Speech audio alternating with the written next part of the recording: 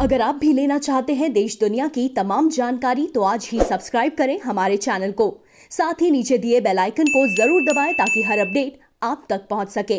नमस्कार, news centre पर आप सभी का स्वागत है। जीएसटी परिषद ने कोविड-19 के इलाज में काम आने वाली दवाओं मसलन रेमडेसिविर तथा उपकरणों जैसे ऑक्सीजन कंसंट्रेटर तथा चिकित्सा ग्रेड ऑक्सीजन पर कर की दर में कटौती की है।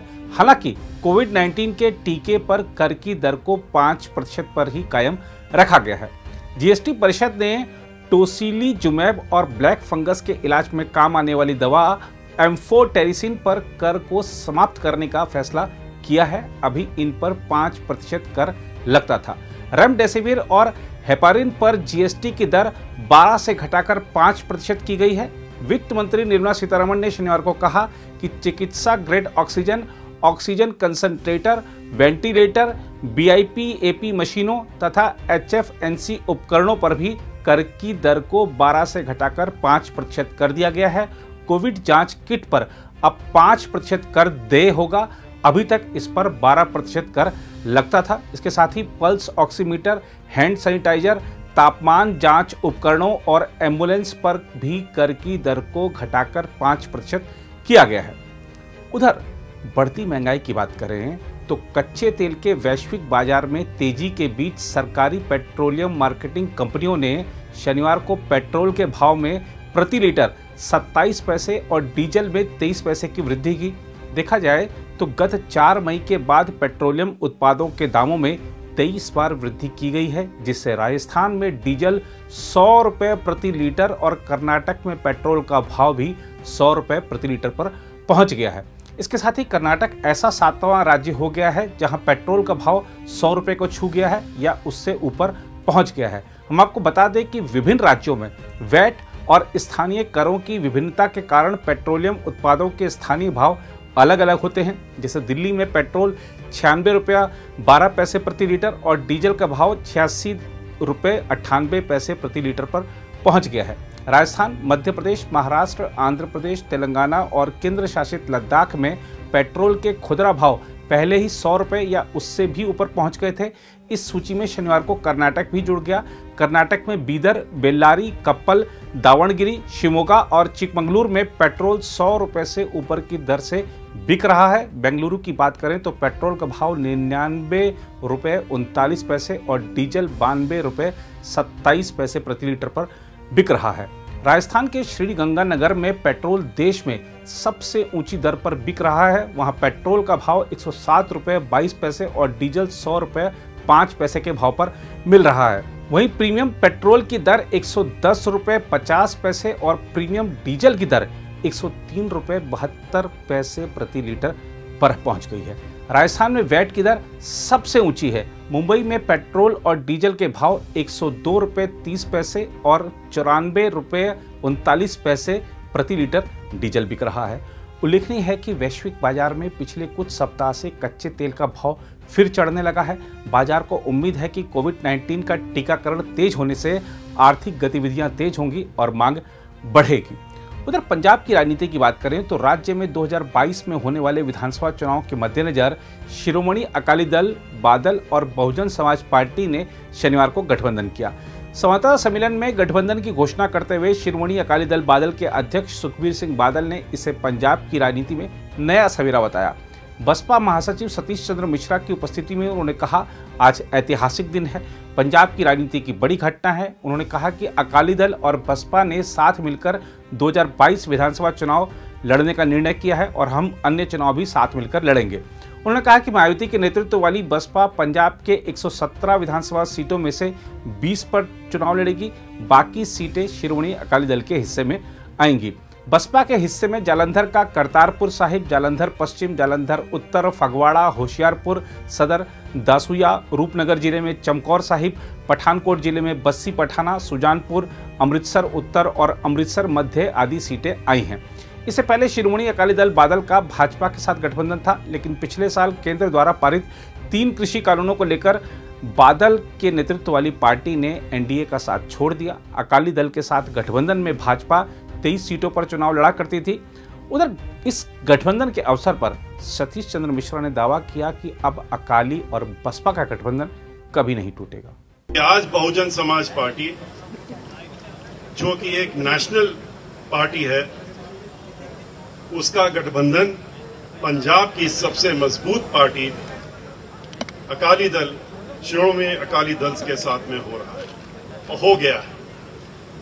ये गठबंधन 25 साल आपस में बिछड़ने के बाद दोबारा हुआ है और चूंकि ये 25 साल के बाद आपस में मिल रहे हैं, तो जैसा कि अभी सुखबीर जी ने कहा कि ये गठबंधन अब टूटने वाला नहीं है और ये गठबंधन हमारा हमेशा चलता रहेगा।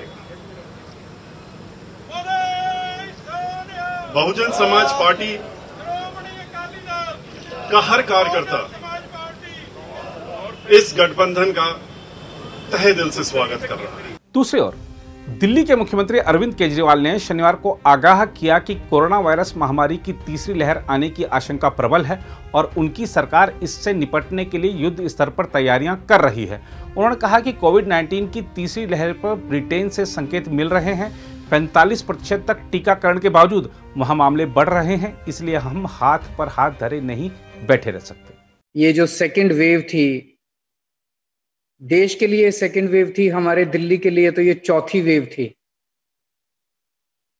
इसका बड़ा संघर्ष और बड़े अनुशासन के साथ सब लोगों ने मिलके, दिल्ली के 2 करोड़ लोगों ने मिलके इसका सामना किया और इस पे काबू पाने में हम लोग सफल रहे। पीक केसेस, डेली केसेस लगभग 4,500 के करीब थे।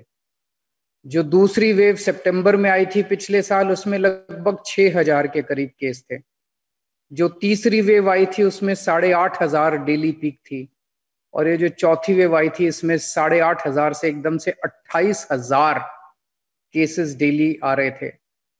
और केवल नंबर ऑफ केसेस नहीं बढ़े, बल्कि उसकी इंटेंसिटी भी बहुत ज्यादा सीवियर थी। बहुत इस बार जो लोग बीमार पड़ रहे थे, बहुत ज्यादा बीमार पड़ रहे थे और इस बार हमने कई सारे लोगों को खोया। बहुत ज्यादा दिक्कत आई हमें। तो अब अपने को तैयारी करनी है, हाथ पे हाथ रख के नहीं बैठ सकते। तीसरी वेव आने के चांसेस काफी रियल हैं।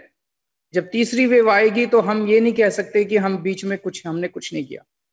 आपकी सरकार इस वक्त युद्ध स्तर के ऊपर काम कर रही है। उधर मुंबई और आसपास के उपनगरीय इलाकों में शनिवार को तेज हवाओं और बिजली कड़कने के साथ भारी बारिश हुई, जिससे कई स्थानों पर सड़कों और ट्रेन की पटरियों पर जल भराव हो गया तथा ट्रेन और बस सेवा बाधित हुई। मध्य रेलवे के एक प्रवक्ता ने बताया कि पानी का स्तर बढ़ने के बाद मुख्य लाइन पर दादर और कुर्ला स्टेशनों के बीच उपनगरीय ट्रेन सेवा को निलंबित कर दिया गया।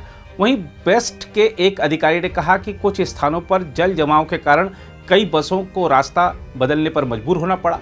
भारत मौसम विज्ञान विभाग ने शनिवार सुबह 10 बजे से अगले 3 घंटों के लिए मुंबई समेत कोंकण के कुछ जिलों में बिजली कड़कने और आंधी की चेतावनी जारी की थी। आईएमडी ने कोंकण मंडल के मुंबई, ठाणे, पालघर, रायगढ़ और रत्नागिरी जिलों के लिए चेतावनी जारी करते हुए कहा, कुछ स्थानों पर बिजली कड़कने के साथ आंधी और 30 से 40 किलोमीटर प्रति घंटा की रफ्तार से हवा चलने तथा भारी बारिश होने का अनुमान है। इससे पहले आईएमडी ने शनिवार को मुंबई के लिए ऑरेंज अलर्ट भी जारी किया था। ऑरेंज अलर्ट का अर्थ है कि मौसम की गंभीर स्थिति को देखते हुए प्रशासन को किसी भी चुनौती से निपटने के लिए तैयार रहना चाहिए। मध्य रेलवे के एक अधिकारी ने कहा, पिछले 1 घंटे में 61.21 मिलीमीटर से अधिक बारिश होने, 1:32 पर 4.34 मीटर ऊंची लहरें उठने और मीठी नदी के द्वार खोल दिए जाने के कारण कुर्ला और सायन के बीच पानी का स्तर बढ़ रहा है। उन्होंने कहा कि भारी बारिश के कारण चूना भट्टी स्टेशन के पास जल भराव हो गया, जिससे हार्बर लाइन पर सेवा धीमी पड़ गई है। अधिकारी ने कहा कि सुरक्षा कारणों से ट्रेनें धीमी गति से चल रही हैं। उन्होंने बताया कि ठाणे वाशी लाइन समेत मुख्य लाइन के अन्य सेक्शनों तथा अन्य मार्गों पर लोकल ट्रेन का परिचालन सामान्य है। उधर कोरोना काल में जहां सरकार और निजी संस्थानों की ओर से जागरूकता अभियान बड़ी तेजी के साथ चलाए जा रहे हैं, वहीं कुछ लोग अंधविश्वास को बढ़ावा देने में लगे हुए हैं।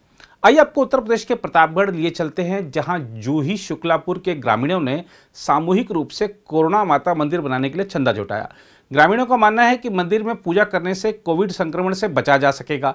यहां लोग बड़ी संख्या में पूजा के लिए जुटते हैं। इस दौरान सामाजिक दूरी के नियमों का पालन नहीं किया जाता और मास्क भी कम ही लोग पहनते हैं। आइए देखते हैं इस मंदिर की स्थापना के क्या कारण बता रहे हैं स्थानीय लोग। हमारे एक श्रीवास्तव पड़ोसी चाचा जी हैं, वो आए थे, वो दिल्ली में रहते हैं, तो वो आए थे, हम लोग सब ऐसे बैठे थे, सुबह सुबह ऐसे ही बात होने लगा कि इतना सारा मतलब कोरोना का कहर चल रहा है हमारे देश के ऊपर, क्या करें, इसका समाधान कैसा किया जाए। तो इसके लिए हम लोग ने सोचा कि चलो एक कोरोना माता जी का मूर्ति बनवाते हैं और लाके अपने गांव में स्थापित करते हैं। क्या पता इससे कोरोना माता के आशीर्वाद से थोड़ा हमारे गांव को, हमारे गांव के रहने वाले सभी को या और जो भी हैं सबको राहत मिले।